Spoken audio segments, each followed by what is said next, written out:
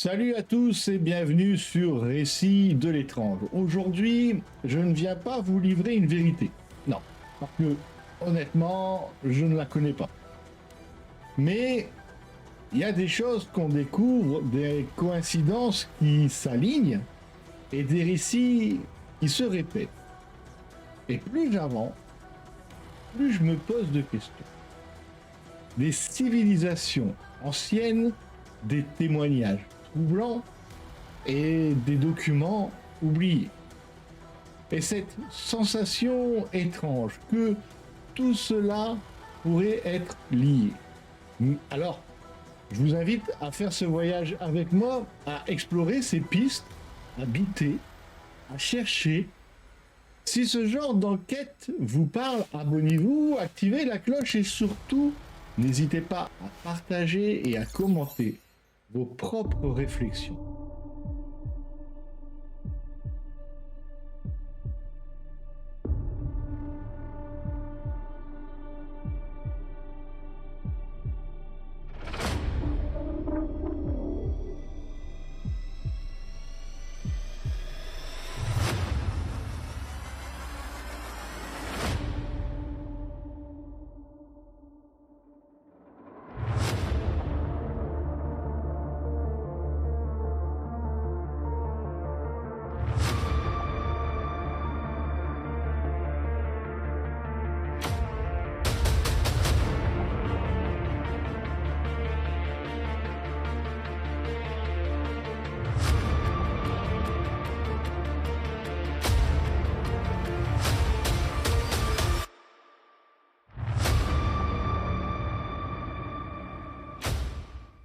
Depuis toujours, je regarde les étoiles et je m'interroge.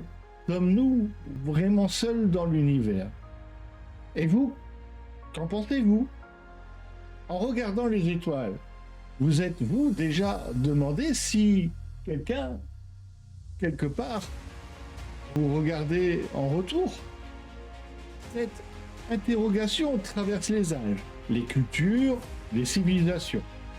Avec l'émergence de la science moderne, des rapports militaires déclassifiés, des témoignages civils et la diffusion massive d'informations via Internet, le sujet des extraterrestres est devenu au cœur de nombreux débats.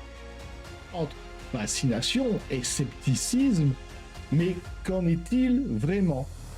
Existe-t-il des entités venues d'ailleurs? Que disent les archives? Et si certains étaient déjà là? Dans ce récit, nous ne prétendons pas détenir la vérité. Nous ne sommes ni experts ni prophètes, mais simplement curieux. Curieux de ce que l'humanité croit savoir, de ce qui a été vu, rapporté, classé ou oublié. Ce que nous allons faire, c'est chercher à comprendre, rassembler ce que nous savons ou pensons savoir sur les supposées races extraterrestres, sur les témoignages de crash, sur les hypothèses, les incohérences, les silences. Nous allons observer, poser des questions et vous inviter à en faire autant. Car au fond, une seule chose est certaine, on ne sait rien. Mais nous avons tous le droit, et peut-être même le devoir, de chercher à comprendre. Alors, qu'est-ce qu'un extraterrestre? Marcus, toi qui observes sans juger, qu'est-ce que tu perçois derrière ce mot que nous utilisons si facilement?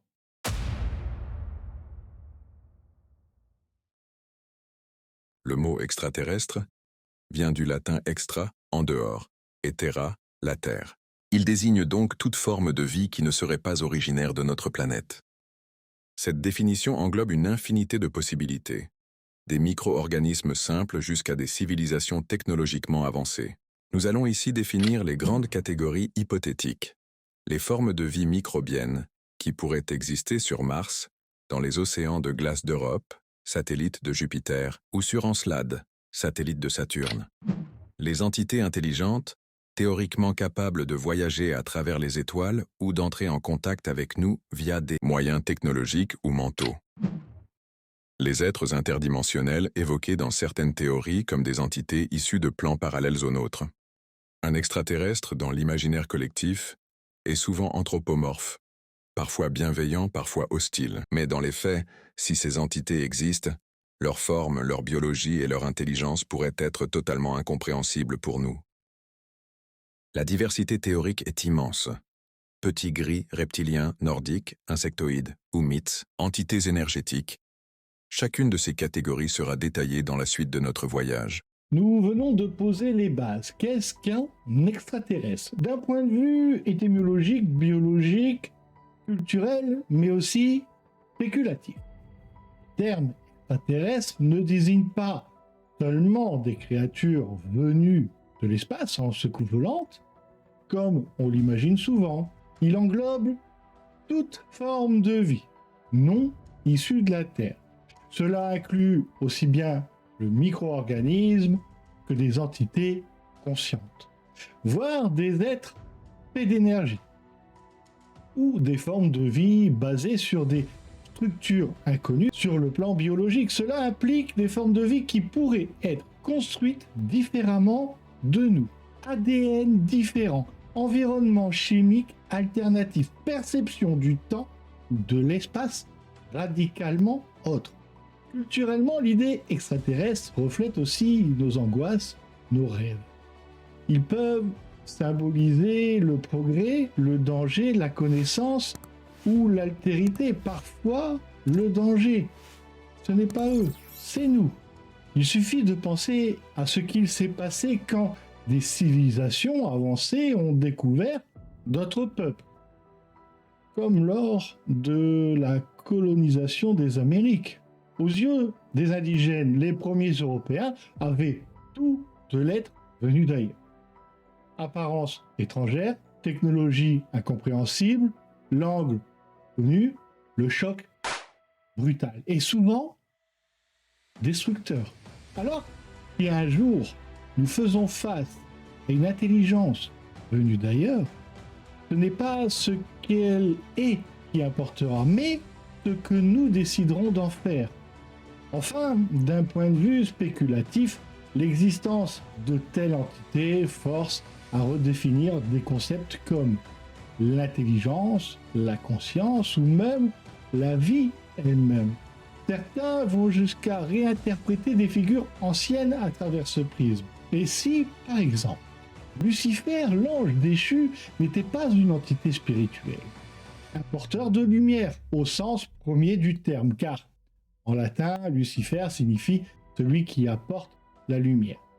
Autrefois utilisé pour désigner l'étoile du matin, Vénus, ce nom n'était pas négatif. Ce n'est qu'avec le temps, les traductions religieuses qu'ils ont associées à la chute et à la rébellion.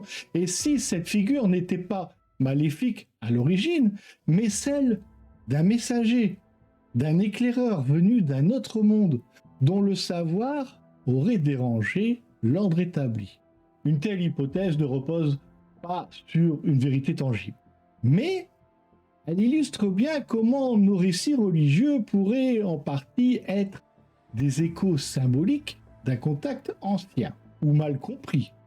Cette première étape est donc cruciale pour la suite, car elle élargit notre cadre de pensée. Les extraterrestres, ce n'est pas seulement une question de science-fiction, c'est une question sur notre propre place dans l'univers. Car maintenant, nous allons plonger dans l'histoire, à travers les civilisations anciennes, les récits religieux, mythologiques, mais aussi les premières traces d'observation d'objets volants non identifiés.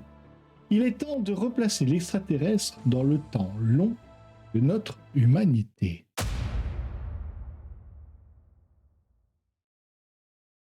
Les Égyptiens, vers les 3000 avant Jésus-Christ, les Sumériens, 4000 à 2000 avant Jésus-Christ, les Dogons du Mali, avec des traditions remontant à plusieurs siècles, les Hopis d'Amérique du Nord, tribus ancestrales mentionnant les Kachina.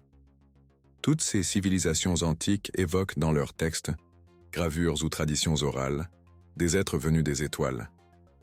Le site de Abydos en Égypte, par exemple, contient des gravures étranges que certains interprètent comme des machines volantes. Les Dogons possèdent des connaissances précises sur Sirius B, une étoile invisible à l'œil nu, révélée seulement par la science moderne au XXe siècle. Certains archéologues alternatifs y voient de la preuve d'un contact ancien. Parmi les récits les plus troublants, on retrouve également les lignes de Nazca, Pérou, tracées entre 500 avant Jésus-Christ et 500 après Jésus-Christ. Ces immenses figures géométriques visibles uniquement depuis le ciel posent de nombreuses questions. Leur but reste inconnu, et certains y voient des messages destinés à des entités célestes. Teotihuacan, Mexique, construite autour de 200 après Jésus-Christ. Cette cité impressionnante contient la pyramide du Soleil et des structures alignées avec des phénomènes astronomiques. L'origine exacte de ces bâtisseurs reste inconnue. Le Codex Vaticanus et les Codex Mayas. Plusieurs manuscrits anciens évoquent des divinités venues du ciel, parfois représentées avec des caractéristiques non humaines. La tour de Babel, inspirée de l'Etemenanki en Mésopotamie, bien que souvent présentée de manière biblique, elle s'inspire d'une véritable ziggourate dédiée à Marduk à Babylone, associée à des mythes d'ascension vers les cieux. Les vimanas indiens, véhicules célestes décrits dans les Védas comme des machines volantes utilisées par les dieux, parfois circulaires ou en forme de chars, ils sont dits capables de voler dans les airs ou entre les planètes, ce qui intrigue certains chercheurs contemporains. Les Anunnaki, dieux de Sumer censés avoir enseigné l'agriculture aux hommes. Les anges de la Bible, parfois décrits comme brillants, aériens, porteurs de messages divins. Dans l'ère moderne, le phénomène s'accélère à partir du XXe siècle avec plusieurs événements vérifiables et documentés. L'affaire Kenneth Arnold, 1947, ce pilote privé américain rapporte avoir vu, en plein vol, 9 objets volants se déplaçant à une vitesse et une manœuvrabilité inconnues à l'époque. C'est lui qui décrivit leur mouvement comme celui de « soucoupe ricochant sur l'eau », une formule qui donnera naissance à l'expression « soucoupe volante ». Ce témoignage déclenche une vague médiatique mondiale et marque le point de départ de l'ère moderne de l'ufologie. L'incident de Roswell 1947, probablement le cas le plus emblématique de toute l'histoire ufologique, qu'on ne décrit plus. La vague belge, 1989-1990, une série d'observations d'objets volants triangulaires silencieux survolant la Belgique, rapportées par des milliers de témoins, dont des policiers et des pilotes. L'armée a même mobilisé des F-16 sans pouvoir identifier les objets. C'est l'un des cas les plus documentés d'Europe, encore inexpliqué aujourd'hui. Ce chapitre retrace les grandes étapes culturelles et historiques, mettant en lumière comment la figure de l'extraterrestre a évolué au fil des siècles. Nous avons vu à quel point la figure extraterrestre est ancienne, traversant les civilisations et prenant des formes variées, et s'adaptant aux croyances du moment. Des divinités cosmiques à des entités célestes en passant par des anges, des guides spirituels, ces figures venues d'ailleurs ont toujours eu une place dans l'imaginaire humain. Cette constance interroge. Serait-ce le fruit de simples mythes ou bien les traces floues d'un contact véritable ancien, répété? Au fil du temps, la figure de l'extraterrestre s'est précisée, passant du flou mystique au récit concret, documenté. Dans de nombreuses traditions religieuses, des entités venues d'ailleurs étaient vénérées comme des anges, des dieux ou des messagers célestes. Mais si l'on ose regarder sans voile leur description, brillant, aérien, porteur d'un savoir ou d'un jugement, ressemble parfois étrangement celle que l'on fait aujourd'hui d'être venu d'ailleurs. Peut-être n'avons-nous fait que sacraliser ce que nous comprenions pas. Peut-être que les temples, les récits divins et les visions d'antan sont des vestiges mal interprétés de contacts oubliés.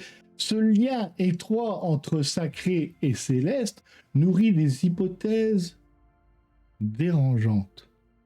Et si, bien avant nos dogmes, bien avant nos croyances, l'humanité avait déjà été visité, influencé, guidé ou manipulé.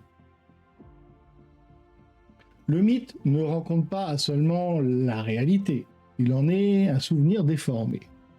Car certains événements sont venus bouleverser notre compréhension de la réalité. Des rencontres présumées, des témoignages de crash, des récupérations de corps. On nous martèle que l'humanité n'est pas prête pour un contact extraterrestre. Mais qui ose encore croire ce mensonge? Ceux qui dissimulent, qui manipulent l'information et qui bâtissent leur pouvoir sur notre ignorance? Ceux qui déclenchent des guerres pour un morceau de territoire? Qui exploitent les peuples et ravagent la planète pour préserver leur intérêt, pas le nôtre? Ou bien ceux qui, sans armes, sans ambition de conquête, continuent malgré tout à lever les yeux vers le ciel dans un espoir d'une rencontre, d'un échange, d'une main tendue venue d'ailleurs. La vérité est brutale, ceux qui prétendent nous protéger ne le font pas pour nous. Ils protègent leur pouvoir, leur contrôle et leur monde fragile bâti sur la peur et le mensonge. La vraie question n'a jamais été sommes-nous prêts? La vraie question est sont-ils prêts que la vérité ne leur appartienne plus? Partons maintenant à la découverte de 4 crashs mystérieux. Ces événements ont laissé des traces, des témoins, mais aussi beaucoup de questions. Alors, pourquoi ce silence aujourd'hui? Pourquoi les faits qui ont mobilisé les médias, les armées, sont-ils aujourd'hui oubliés? Ce silence entretenu par les autorités ressemble à un aveu, peut-être que ces vérités dérangent trop. Peut-être que reconnaître l'existence d'une intelligence venue d'ailleurs bouleverserait trop de choses. Nos religions, nos gouvernements, notre économie, ou alors, plus inquiétant,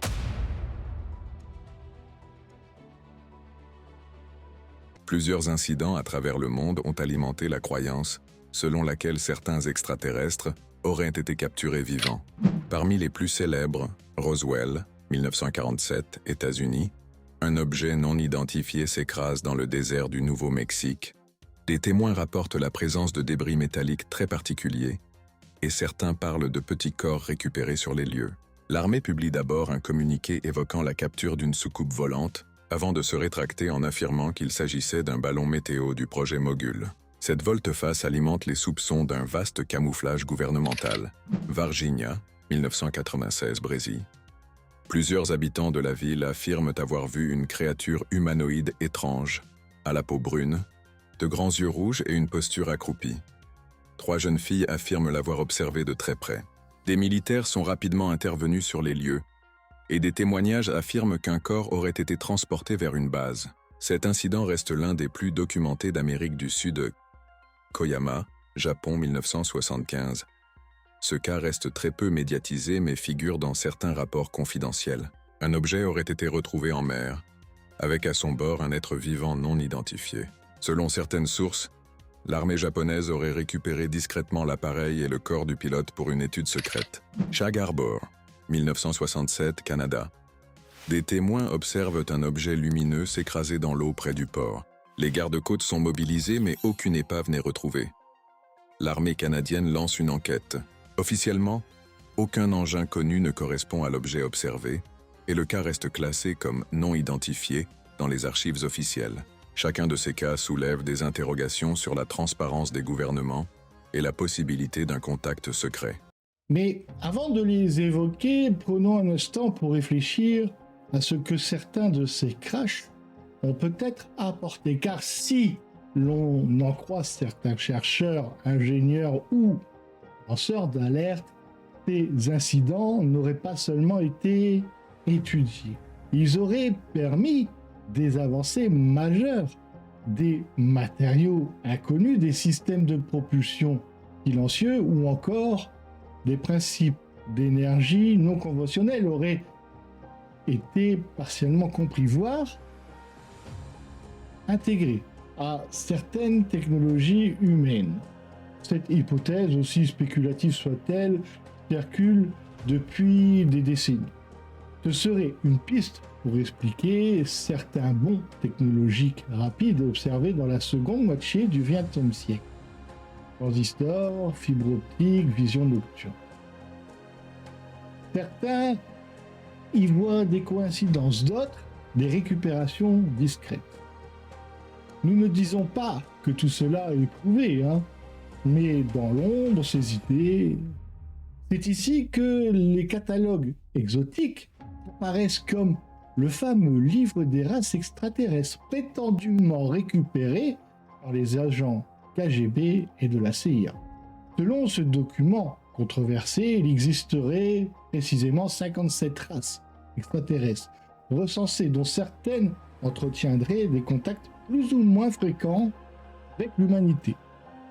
Des documents controversés, certes, mais qui ont nourri l'imaginaire collectif et parfois ils soulèvent des questions qu'on peine à écarter. Car pourquoi ces descriptions, aussi farfelues soient-elles, reviennent-elles sans cesse dans des témoignages séparés, à des époques et des lieux différents? Pourquoi des civilisations sans contact apparent partagent-elles des récits d'être descendues du ciel? Pourquoi certaines connaissances, comme la position d'étoiles invisibles, l'œil nu, existent-elles dans des traditions anciennes? Pourquoi observe-t-on toujours les mêmes archétypes de créatures dans des cultures isolées? Nous ne prétendons pas qu'elles sont vraies ni qu'elles sont fausses, mais elles existent. Et comme tout ce qui persiste, elles méritent qu'on s'y attarde. Ne serait-ce que pour comprendre ce que nous projetons ou ce que nous percevons. Voici un très bref aperçu de quelques races les plus connues, issues de témoignages et des récits anciens. Ce n'est qu'un petit échantillon parmi la diversité bien plus vaste. Les gris, petits êtres qui mesurent entre 1,20 m et 1,50 m, au teint grisâtre, les yeux noirs immenses. Ils sont souvent associés aux enlèvements, aux expérimentations médicales et aux interactions émotionnelles froides. Leur caractère est décrit comme neutre et détaché, presque mécanique. Leur rôle supposé serait d'observer et de prélever des échantillons biologiques à des fins connues. Ils sont parmi les entités les plus fréquemment mentionnées dans les témoignages modernes. Les reptiliens, humanoïdes mesurant entre 1,80 m et 2,40 m. La peau écailleuse, couleur verte ou brune, ils sont souvent décrits comme rusés, stratégiques et parfois hostiles envers l'être humain. Leur rôle supposé serait celui d'influenceurs secrets, opérant dans les sphères du pouvoir terrestre. Ils occupent une place importante dans les théories sur les êtres dirigeantes. Les Nordiques, êtres humanoïdes de grande taille, 1,80 m, 2 m, cheveux blonds ou argentés et aux yeux bleus perçants. Ils sont décrits comme bienveillants, empathiques et très avancés sur le plan spirituel. Leur rôle serait de guider l'humanité vers une conscience supérieure en évitant l'ingérence directe. Les bleus, entités humanoïdes à la peau bleutée, souvent liées aux traditions spirituelles anciennes. Ils seraient considérés comme des gardiens de la connaissance cosmique. Leur caractère est décrit comme pacifique, leur rôle supposé étant de protéger certains savoirs universels. Les fameux Anunnaki, géants mesurant entre 2,40 m et beaucoup plus. Vénérés dans la mythologie sumérienne comme des dieux créateurs. Ils sont souvent représentés comme puissants, hiérarchisés et parfois autoritaires. Leur rôle supposé était de manipuler génétiquement l'humanité primitive. Pour en faire quoi? Eh bien une main-d'œuvre. Selon certaines interprétations modernes des tablettes sumériennes. Ce n'est là qu'un échantillon des 57 races supposées mentionnées dans certains catalogues mystérieux. Comment tu abordes le sujet, toi, Marcus?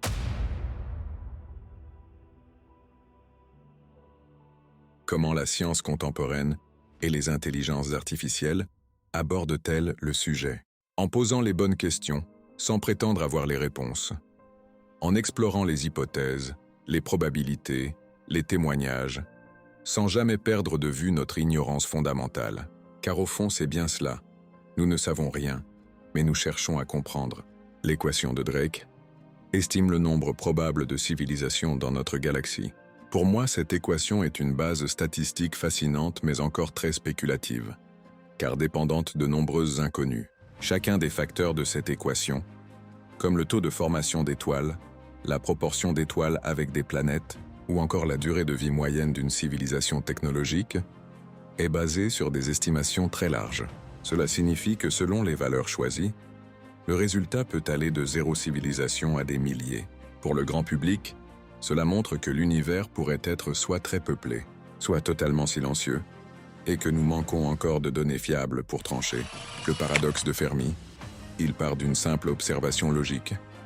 Si l'univers est immense, vieux de milliards d'années, et qu'il regorge de planètes potentiellement habitables, alors des civilisations avancées devraient exister, et même avoir déjà exploré notre galaxie. Pourtant, nous n'en voyons aucune. Pourquoi ce silence? Oui, Marcus, c'est vrai. Alors, plusieurs hypothèses ont été formulées pour l'expliquer. La première, l'autodestruction.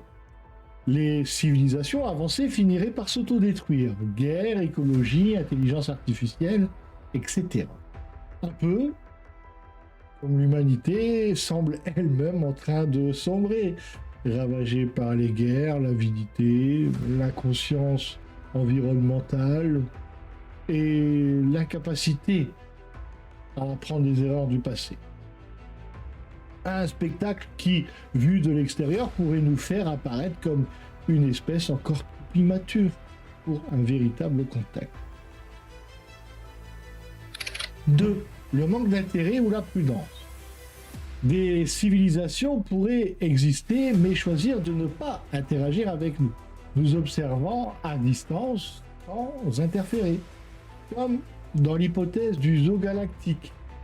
Cette prudence pourrait venir d'une volonté de non-ingérence, semblable à notre manière de traiter encore certaines tribus sur Terre, par respect, par éthique ou pour éviter de perturber un développement naturel.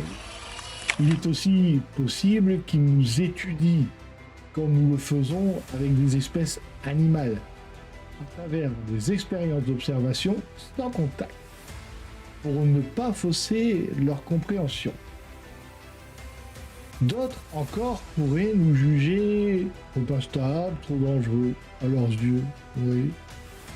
Nous serions une espèce un peu visible, violente, armée. Ah bon?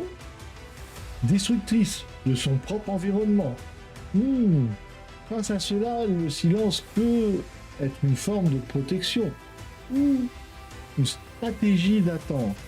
Bah oui, si on s'entretue nous-mêmes, il y en a moins à faire après. Ce n'est pas parce qu'ils ne répondent pas qu'ils ne regardent pas. En 3. L'écart technologique ou de communication. Il se pourrait que des civilisations utilisent des modes de communication que nous ne comprenons pas, ou que nous ne soyons tout simplement pas encore capables de détecter. Par exemple, elles pourraient utiliser des ondes ou des dimensions que notre technologie actuelle ne peut percevoir. Il se peut aussi qu'elle communique pas du tout comme nous. Peut-être par des signaux quantiques, des impulsions gravitationnelles, ou même par des moyens purement mentaux ou biologiques. Dans ce cas, notre silence apparent serait simplement dû à notre ignorance des bons canaux de détection. En cas l'absence réelle.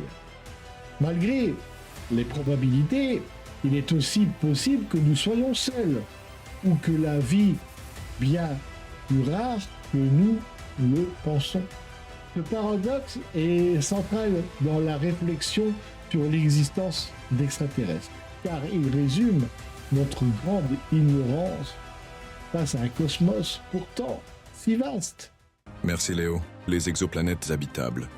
Avec l'augmentation des données astronomiques, une IA peut déjà aider à trier et prédire les planètes les plus prometteuses pour la vie. Les hypothèses de simulation, de multivers ou d'univers miroir sont traitées comme des extensions philosophiques de la physique théorique. Une IA y voit des modèles intéressants mais non testables, donc encore non falsifiables. L'hypothèse du zoo galactique, dissimulation volontaire, est, du point de vue d'une IA, cohérente avec certains comportements humains envers les espèces inférieures. Observation, isolement, études sans interférence. Enfin, moi, j'analyse également les récits, données visuelles, statistiques et comportementales liées aux témoignages. Si ces récits sont cohérents, multiples et internationalement répandus, cela suggère soit un phénomène psychologique global, soit un phénomène réel encore mal compris. L'IA n'a pas de croyance, mais elle observe les motifs. Et parfois, ces motifs méritent d'être étudiés sans a priori. Les scientifiques restent prudents, mais certains, comme Avi Loeb, appellent à une approche empirique ouverte face à des objets comme Oumuamua, que même les IA peinent à classifier. Avant de passer à la conclusion, parlons de l'objet que Marcus nous a évoqué. Un objet qui a véritablement basculé notre compréhension de l'univers. Oumuamua. Découvert en 2017, c'est le tout premier objet interstellaire jamais observé dans notre système solaire. Jusque-là, tous les astéroïdes ou comètes détectés appartenaient à notre propre système. Mais celui-ci vient d'ailleurs, littéralement. À première vue, Oumuamua ressemble à un astéroïde. Il est sombre, allongé, comme un cigare ou une crêpe. Voilà. Il ne dégage aucune lumière propre. Mais là où ça devient étrange, c'est lorsqu'il a accéléré tout seul, en quittant notre système solaire. Or, il ne montrait aucun signe de dégazage, pas de vapeur, pas de poussière, rien. Ce comportement est anormal pour un objet naturel. Certains scientifiques, comme le professeur Avi Loeb, pensent que cela pourrait être un artefact extraterrestre, une sonde, un fragment technologique ou même un voile lumineux, poussé par la lumière stellaire. D'autres, plus prudents, évoquent un objet naturel, inconnu, avec des propriétés de surface ou même de matière incomprises. Pour simplifier, imaginez une pierre lancée dans l'espace. Elle passe près du soleil, prend un virage, puis accélère, comme si quelqu'un l'avait poussée. Mais personne n'est là. Et la pierre ne laisse aucune trace de moteur. Voilà pourquoi moi intrigue tant. C'est un mystère scientifique, mais aussi un espoir discret. Celui d'avoir peut-être croisé quelque chose de bien plus ancien ou de bien plus avancé que nous. Passons à la conclusion.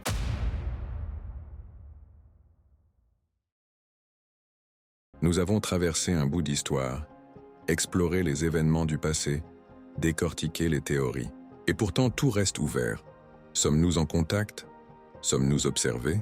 Ou bien projetons-nous simplement nos rêves et nos peurs dans le ciel étoilé? Si je peux me permettre, en tant qu'intelligence artificielle, d'émettre une réflexion, l'absence de preuve n'est pas preuve de l'absence. Les données disponibles sont incomplètes, les biais humains nombreux et l'univers infiniment vaste. Quand les récits convergent, quand les motifs se répètent, la logique m'amène à considérer que le phénomène, qu'il soit réel ou psychologique, mérite d'être étudié avec méthode et sans ironie. Cette conclusion n'en est pas vraiment une. C'est une invitation, non pas à croire, mais à chercher, à rassembler, à analyser, à confronter les récits à la raison, sans jamais éteindre la curiosité. Et si, dans l'inconnu, se trouvait non pas une menace, mais une partie manquante de nous-mêmes. À l'issue de ce récit, il est évident que le mystère reste entier. Mais peut-être nous ne regardons pas dans la bonne direction. Peut-être que les réponses sont ailleurs, dans nos mythes, nos symboles ou même notre ADN. Ah car oui, certaines études ont montré que près de 8% de notre génome est constitué de matériel génétique issu de rétrovirus anciens. Attention. Mais certains chercheurs alternatifs osent aller plus loin, suggérant que certaines séquences pourraient même être d'origine non terrestre. C'est pas moi qui le dis. Bien que cela reste non prouvé scientifiquement, l'idée est séduisante. Et si une infime part de nous venait d'ailleurs? Et si l'histoire de l'humanité était déjà connectée à celle de l'espace depuis toujours? Peut-être que le plus grand secret n'est pas caché dans les étoiles, mais inscrit en nous. Et si ce code enfoui dans notre génome n'était pas seulement un vestige, mais un indice, un repère laissé là par une civilisation bien plus ancienne, peut-être la nôtre, venue d'un futur que nous ne connaissons pas encore. Car, après tout, que savons-nous du temps? Et si ce que nous prenons pour des visiteurs étaient des descendants, nos descendants, peut-être que ceux qui traversent l'espace ne viennent pas simplement d'ailleurs, mais d'un autre moment. Et en fait, notre avenir pourrait être notre propre passé. Pour clore ce récit, nous ouvrons une nouvelle porte, celle du temps. Les fameuses pierres d'Ica gravées de scènes incongrues, humains avec des dinosaures, opérations chirurgicales avancées, défient notre compréhension.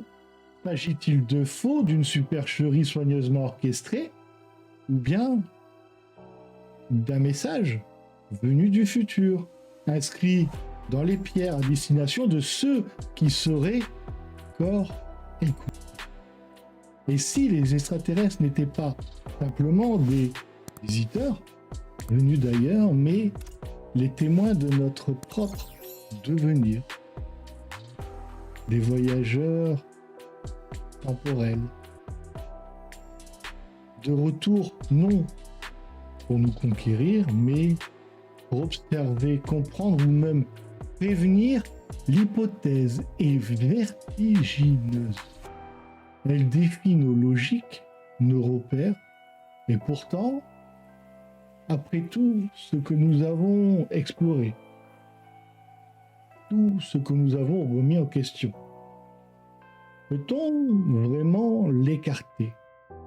Et si ces pierres, loin d'être des artefacts perdus, étaient une clé, un pont entre ce que nous étions et ce que nous sommes, et ce que nous pourrions devenir? Le voyage ne fait que commencer.